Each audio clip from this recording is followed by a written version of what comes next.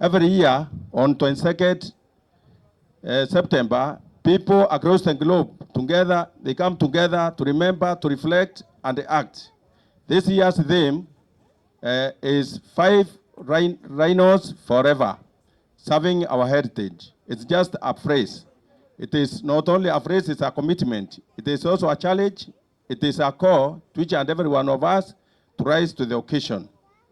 World Rhino Day reminds us that the story of rhino is not just about survival of animal. It's also about the survival of ecosystem. It is about the survival of the culture. It's also about the survival of livelihood for the generations to come. So when we look at the global picture, what do we see? There are 5 species of rhino in the world over. 2 are found in Africa. One is the black rhino and the white rhino. And then there are 3 in Asia. One is the great one-horned rhino, the Sumatran rhino, and the Savan rhino. All the 5 species face one common enemy, and that is human greed. Through poaching, habitat destruction, illegal trade, and some like the Savan and the Sumatran rhinos are on the very brink of extinction with fewer than 100 left on the entire planet. Imagine that an entire species reduces to a small number, which is like a single village in Isiolo. But ladies and gentlemen, this is not just a story of despair. It is a story of hope. In India and in Nepal, the greater one-horned rhino has made a remarkable comeback thanks to a strong protection and community involvement. Around the world, countries are investing in drone technology, DNA tracking, and artificial intelligence to protect rhinos and arrest poachers before they strike. We have seen that work. We have seen with leadership, unity, and courage, conservation can win. And yet, for us here in Isiolo, this story is deeply personal. Many years ago, Isiolo was home to rhinos. They roamed freely in the Shaba area, where they were not just animals, but neighbors. Creatures respected and coexisted with the people. Shaba was once a stronghold for these magnificent animals. But then came the dark days. In the 1970s, the rampant poaching and insecurity swept across the rangelands. Slowly, the rhino disappeared. By the late 1970s, the last rhino in Shaba was sighted. Since then, more than 4 decades have passed without a single rhino in Isiolo. Let us reflect on what that means. The absence of rhino in Isiolo is not just a loss of biodiversity.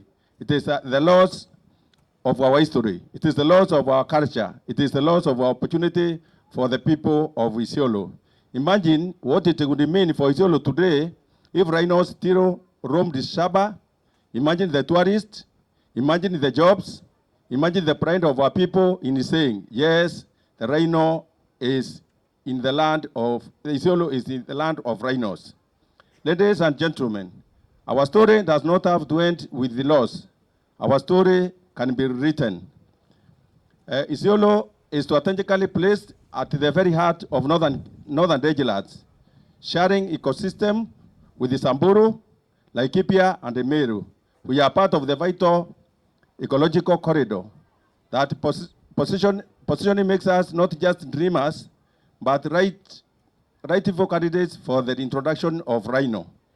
The introduction of rhino to Shaba could do more than restore the nature. It would, 1, diversify Isiolo's tourism product, making us a premier conservation destination. Number 2, it would create jobs for our young people. Tour guides, rangers, cultural performers, and also artisans and entrepreneurs. It would also boost the county revenue to fund schools, hospitals, and infrastructure.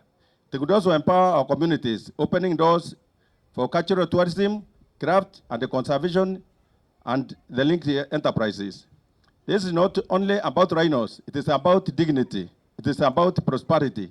It is about giving our children future rooted in both heritage and opportunity.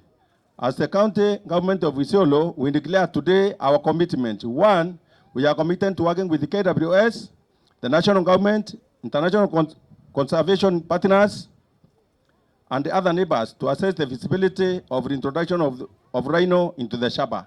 We are also committed to ensuring that this vision aligns with the Kenya National Rhino Strategy so that Isiolo is not left behind in the national effort to protect this magnificent species. We are also committed to strengthen security in our rangeland because without peace, there can be no conservation. And above all, committed to putting our people, the custodian of this land, at the very center of this effort. Because conservation without community is a castle built on sand. If our people are not involved and then benefit, they cannot protect the animals and they cannot be able to thrive in our ecosystem.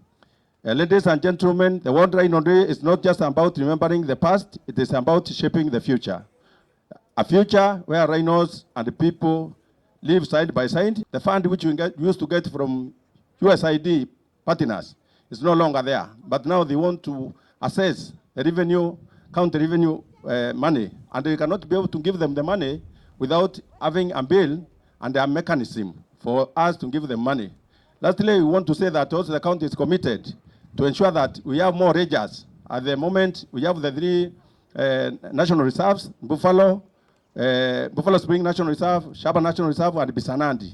And our workforce are aged. And we are saying the governor is committed to employ more rangers so that they can be able to work hand in hand with the KWS and the other conservation agencies to ensure that we don't, our wildlife is thriving and existing so that we get more money from them. At the moment, Isiolo gets more than 70% of its revenue from tourism. So that is a big step in the right direction. So I want to welcome the chief guest, who is none other but Madam Xavier Musia, to come and address this congregation. Stand up, everybody, so that we can welcome her with the clap of the ile anyayo. Moja, mbili, tatu, funga, fungua.